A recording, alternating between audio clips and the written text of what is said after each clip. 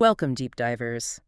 Today we're embarking on a truly fascinating journey into, well, the unexpected. Hmm. Imagine a world where this seemingly insurmountable problem, addiction, found its most enduring solution. Not just in medicine, not just in morality lectures, but in something else. Something deeper. A profound psychological shift, really. Huh. A spiritual awakening. Exactly. And this transformative idea, it wasn't new exactly. It was first articulated really clearly by a renowned philosopher back at the turn of the 20th century. William James. Right. And then, remarkably, it was embraced by a desperate alcoholic, Bill Wilson. His personal experience laid the groundwork for a whole global movement. It's this surprising link, isn't it, between, high-level academic thinking and just raw, lived, desperate experience. That's what we're diving into. Our focus is William James's 1902 masterpiece, The Varieties of Religious Experience, a huge work exploring the potential of human consciousness. And we're going to trace its influence, maybe direct, maybe indirect, sort of in the air at the time, on Bill Wilson, the co-founder of Alcoholics Anonymous. Yeah, his own sensational spiritual experience, as it's described, became the bedrock, really, of AA's solution to alcoholism.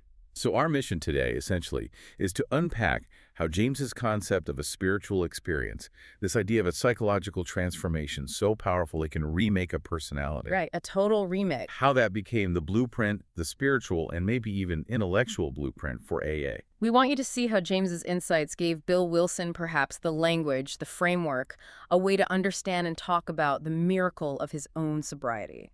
And then crucially, how that let him offer a practical path for millions of others who are looking for freedom from addiction. So yeah, get ready. It's an illuminating journey into the mind, the spirit, and the incredible power of profound personal change. Okay, so let's start with William James himself. I mean, he wasn't just any philosopher. He was a giant in American thought, right? A pioneering psychologist, too. Oh, absolutely. And his book, The Varieties of Religious Experience, it's not your typical religious text. It's really an exploration of human consciousness. What made his approach so different, so revolutionary for the time? Well, is his radical pragmatism. That's the key. Yeah. He wasn't really interested in whether religious stories were historically accurate or, the specific doctrines of churches. He kind of sidestepped all that. Pretty much. Yeah. Instead, he looked meticulously at the immediate content of individual religious consciousness, what people actually felt and experienced. So the subjective experience was paramount. Exactly. For James, the real measure, the test, wasn't where the belief came from or if it fit some dogma. It was the fruits, the actual tangible effects it had on a person's life, Regardless of how they got there. no matter in what way they may have been produced, as he put it. That was huge. It put personal experience right at the center of understanding religion, making it, a universal human thing, not just institutional. It's about lived truth over theoretical truth. Precisely. And this focus on the results, the fruits, leads him to this really powerful critique of what he called medical materialism. Ah, yes, that term. It still feels relevant today, doesn't it? This tendency to explain away profound experiences. It really does. James wasn't denying that our minds depend on our bodies. He knew psychology too well for that. But he fought against the tendency to dismiss profound inner states just because you could point to a biological correlate. Like saying, oh, St. Paul's vision on the road to Damascus, that was just a discharging lesion of the occipital cortex because he might have been epileptic. Exactly, that kind of reductionism. Or dismissing St. Teresa's mystical states as, hysteria. The idea being, if you can explain the mechanism, you've somehow disproven the meaning. It's like trying to take the magic or maybe the significance out of human experience. Right. And James pushed back. He said, sure, the mind depends on the body, just like our spleen and pancreas are part of us. But that doesn't negate the substantive value of these mental states. They still mean something. They can reveal living truth, as he said. Calling them nothing but biology misses the whole point, their power to change someone's life completely. He wanted us to look beyond the mechanism to the meaning. And these experiences, the ones with real meaning, James recognized they were often hard to pin down in words. Absolutely. That's another key point. The ineffable nature of core spiritual experiences. He saw they were often insusceptible of any verbal description. How do you describe red to someone blind since birth? Exactly. Or the taste of salt if you've never had it. These deep internal shifts, they often just defy language. He had that amazing analogy, didn't he? Yeah, the iron bar. Imagine an iron bar, he has said, no sight, no touch, but has this inner capacity for magnetic feeling. So it feels the magnet's pull. Intensely. It's totally aware of the magnet's presence, its energy, but it has absolutely no way to describe it. That captures the feeling, this deep, undeniable knowing that goes beyond words. It's operating on a different level. That really drives it home.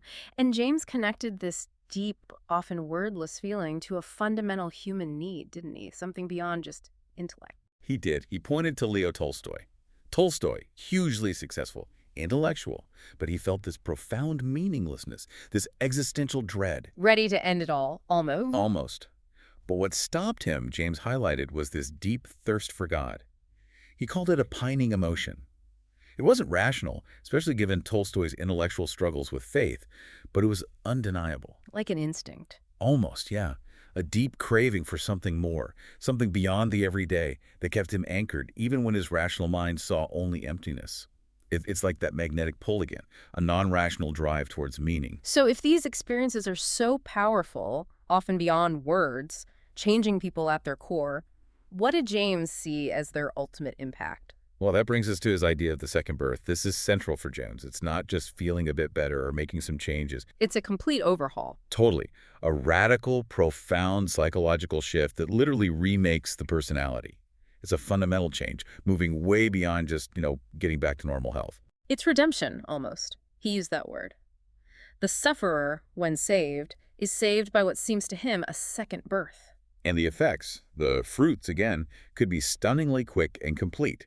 James documented cases of the rapid abolition of ancient impulses and propensities. Things like alcoholism. Exactly. Drunkenness and sexual vice, he mentioned specifically.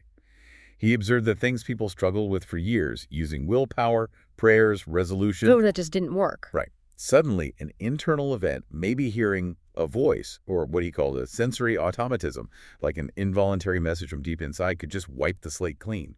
Instantly. Wow. He even speculated about how that might happen, didn't he? He did. He wondered if the grace of God miraculously operates. Perhaps it works through the subliminal door, suggesting this powerful, maybe unconscious mechanism for fundamental change. Like a switch gets flipped deep down, bypassing our conscious effort. It really challenges our ideas about self-control, doesn't it? It suggests sometimes the biggest changes aren't won through struggle, but arrive almost like a gift from somewhere below the surface. There was that example, Louisa, who smoked for 15 years. Yeah, constantly craving it, tormented by the desire. And then she hears this clear voice telling her to lay down smoking. And she just did. She did, and the desire vanished, as though I had never known it or touched tobacco. Just gone. No fight, no withdrawal pangs described. That's a perfect example of that rapid abolition James is talking about. Incredible. But James also knew we need ways to talk about this stuff, right? Even if the core experience is beyond words. Oh, for sure. He wasn't naive. While the feeling, the direct experience, might be the deep source, he acknowledged that conceptions and constructions are thus a necessary part of our religion. We need ways to understand and share. So like philosophies, theologies, doctrines, they have a place. Yes, but he saw them as secondary products. Yeah. Like translations of a text into another tongue. They aren't the original experience itself, but they are absolutely essential tools. The scaffolding, you could say. That's a great way to put it. These formulas, these frameworks, they help us articulate, interpret, and importantly, share these profound experiences that might otherwise just stay locked inside, totally private. He mentioned Newman using exalted and mysterious verbal additions in rituals. Right, showing that language, even if symbolic or mysterious, can add richness, provide a shared vocabulary, a sense of shared meaning, and a way to transmit these deep personal insights. This is so critical if you want to build a community or a movement around transformation. You need that common language, that shared path. Okay, so we have James's map of this inner landscape, this potential for radical transformation. Now let's turn to the person who arguably walked that path most famously, certainly in the context of addiction, Bill Wilson. And his story is just a raw, powerful example of the kind of desperation James was writing about, that need for a second birth. His journey wasn't just hard, it was life or death. Yeah, searching desperately for any solution. Where did it start for him, the roots of his addiction? Well, his own story points way back. This deep-seated need for recognition, wanting to be the number one man. An ego thing. Definitely ego-driven, but maybe rooted deeper. Hmm. He recalled feeling his parents' separation was his fault. This created this underlying guilt, feeling like an outsider. And he connected achievement with a feeling, like a drug. Exactly. When praised, he felt this rush, like some potent drug was released. It's almost like a pre-addiction pattern, seeking external validation to fill an internal void. And that drive got completely tangled up with his drinking later on. Alcohol gave him that false confidence, that feeling of power he craved. It's such a common pattern, isn't it? The progressive nature of alcoholism. Textbook, almost. Bill described himself having a rebellious nature, this huge egocentricity. He found adjustment to anything outside my personal control was impossible. Total inability to cope with life on life's terms. Right. He got lost in self-pity and resentment, only feeling understood by other drinkers.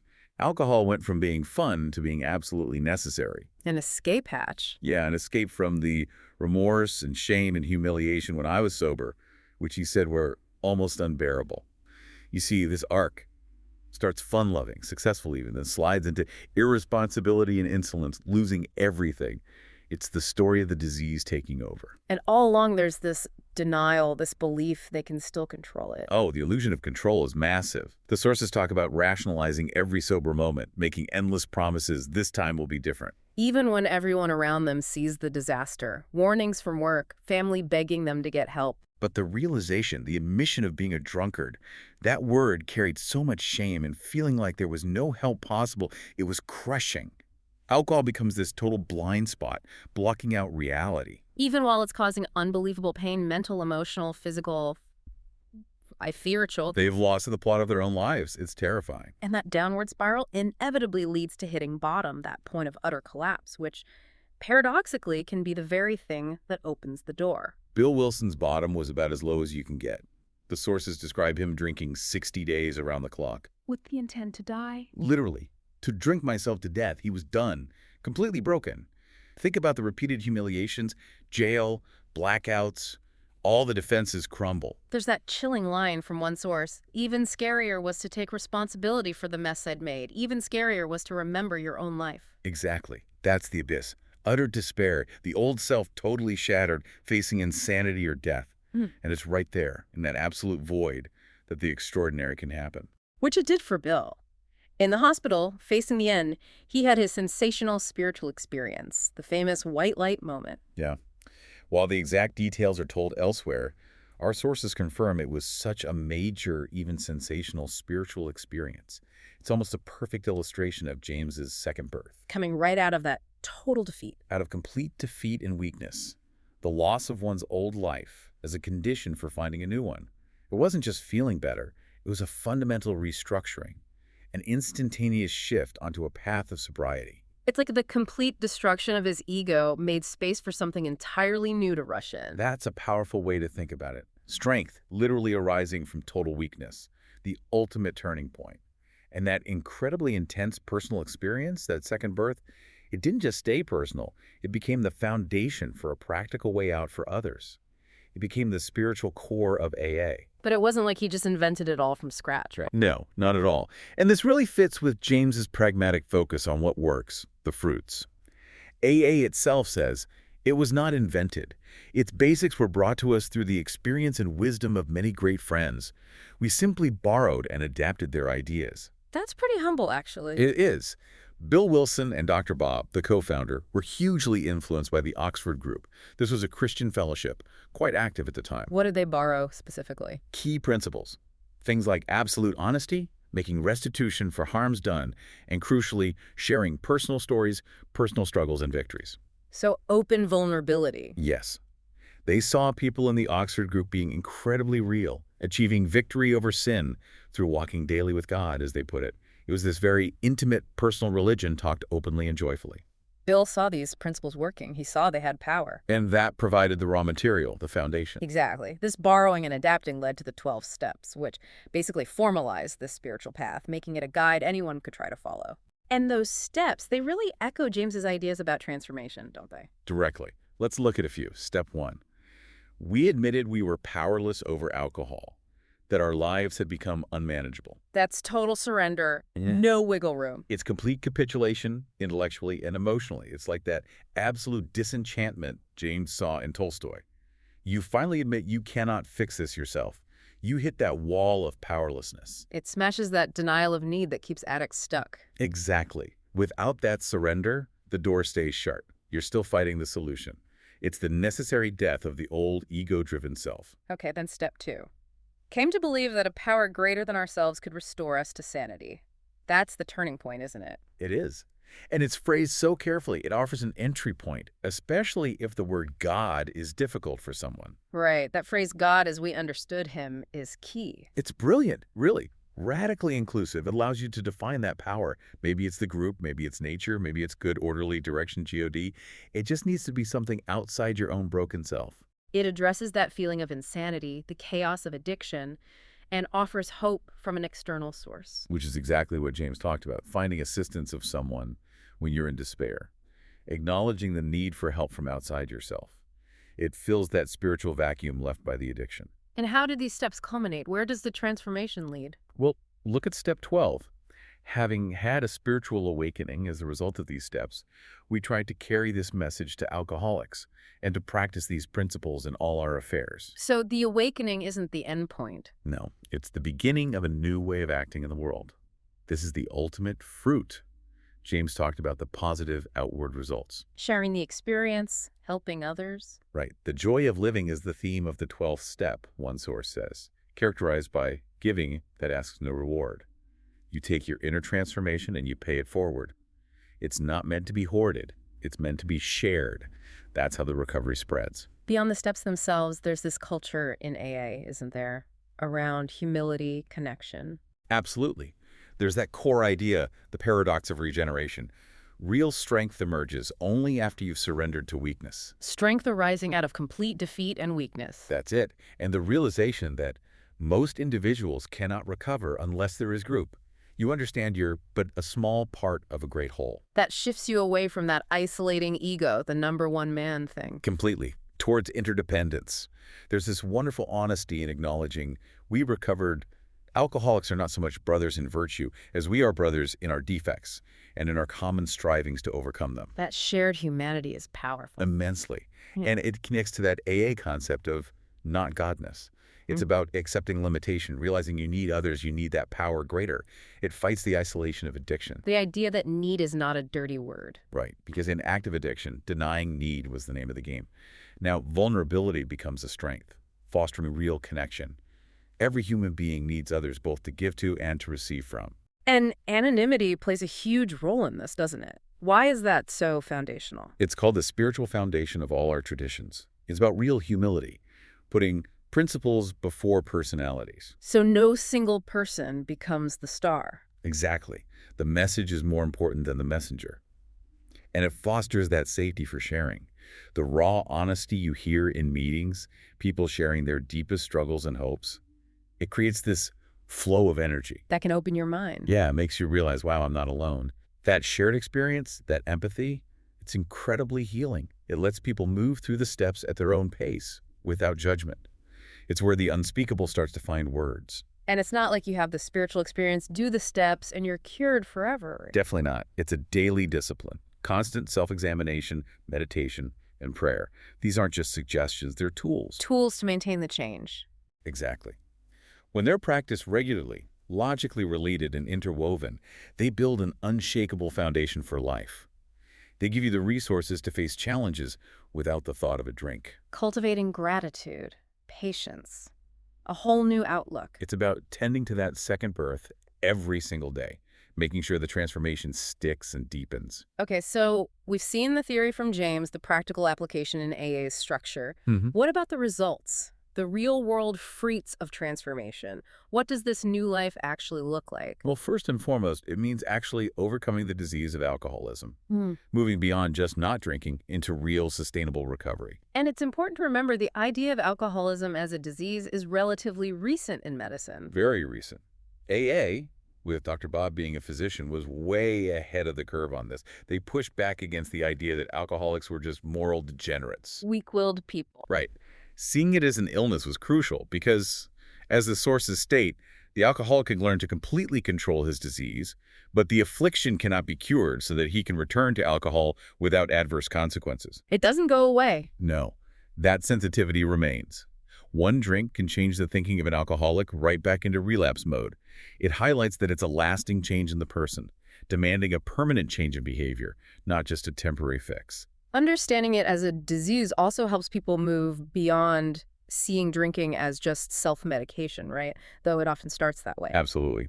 Addiction is often a deeply ingrained response to stress, a way of self-soothing when life feels too hard, Alcohol as the loneliness drug, maybe? or something to silence the inner critic, especially for creative people or those with social anxiety.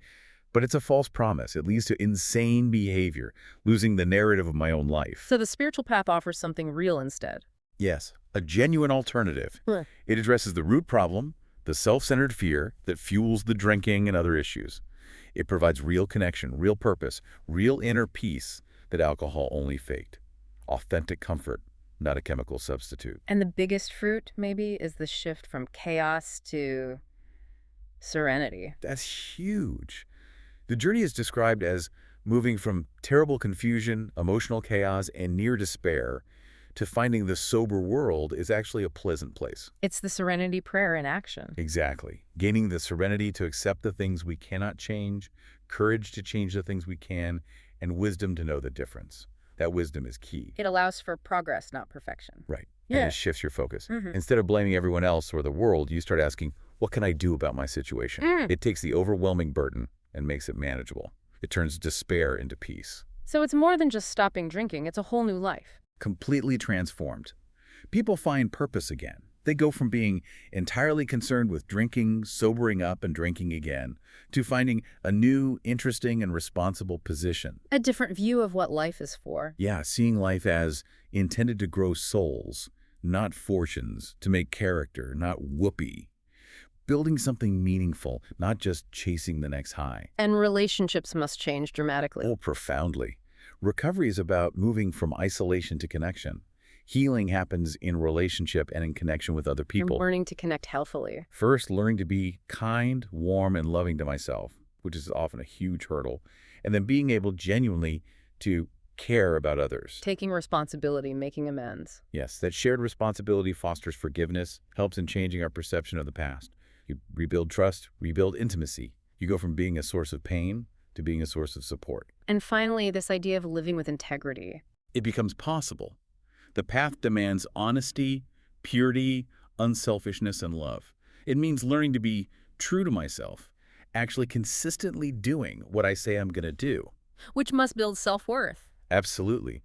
You start to treat myself as if I am valuable. You reclaim your dignity. It's about finding real freedom, real happiness, rediscovering who I am, what my values are. Figuring out what you want to keep and what needs to change.